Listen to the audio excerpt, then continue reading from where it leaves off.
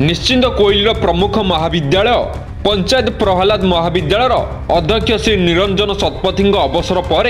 कार्यरत वरिष्ठ अध्यापक उपेन्द्र पंडा को सभापति तथा कटक उपजिलापाल पीपी कॉलेज अस्थायी अध्यक्ष पदे अधिष्ठित करथिया बेले पूर्व उक्त कॉलेज दीर्घ 30 वर्ष ऊर्ध्व समय धरी अध्यापिका भाव कार्य कर आसुथिबा श्रीमती चारुलता देवी को उपजिलापाल डीडीओ पावर प्रदान करथिया बेले कॉलेज अध्यक्ष पद को उपेन्द्र पंडा माड़ी बसिथिबा सह कॉलेज एक प्रकार अचल अवस्था परिस्थिति सृष्टि कथा किछि प्रमुख खबर कागज में प्रकाश पाइबा पर आज उभय श्री पंडा और श्रीमती चारुलता देवी गणमाध्यम सम्मुख में निज निजर मुह खोली।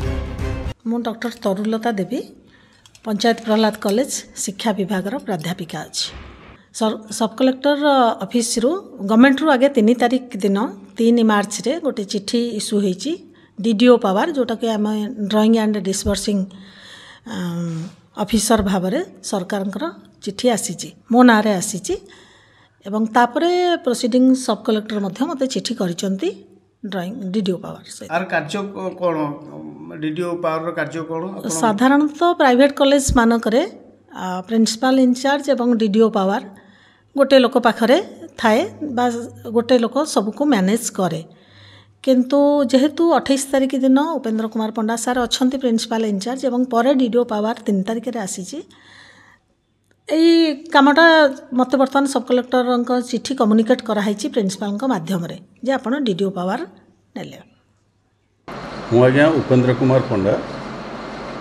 रीडर इन हिस्ट्री एवं ए कॉलेज पंचायत प्रहलाद कॉलेज भारप्राप्त अध्यक्ष नहीं गणमाध्यम खबर प्रकाश पाउछि गणमाध्यम खबर प्रकाश करिसंती आमे ताकु सब पढ़ीचु जानिछु किंतु कॉलेज संक्रांत रे किछि असुविधा नहीं कॉलेज परिचालन रे कोनोसी त्रुटि है नहीं एवं अध्यक्षक नियुक्ति रे मध्य कोनोसी असुविधा होई नहीं। आपण जहाँ वर्तमान जो दायित्व रे अछंती माने ऑफिशियली नियम अनुसार पूरा अछंती नियम अनुसार मु अछि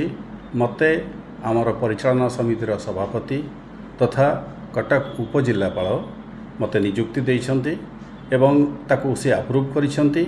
एवं सही हिसाब रे सरकार को आमर जो प्रस्ताव टी जाइछि अप्रूवल पई सेटा जाइछि सरकार को पाख। निश्चिंत कोइलुरु सप्तज्योति रावळंग रिपोर्ट डुमाणी टीवी।